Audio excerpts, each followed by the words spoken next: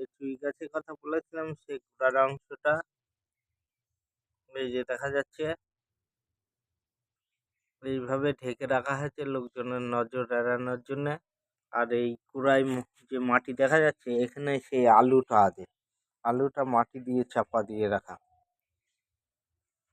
এইদিকেও একটা শাখা বেরিয়ে গেছে গাছের, এরকম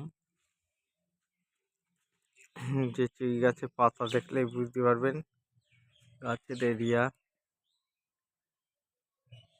বাগানের মধ্যেও আরো গাছ আছে কিন্তু এখন সকালবেলা যাওয়া যাবে না।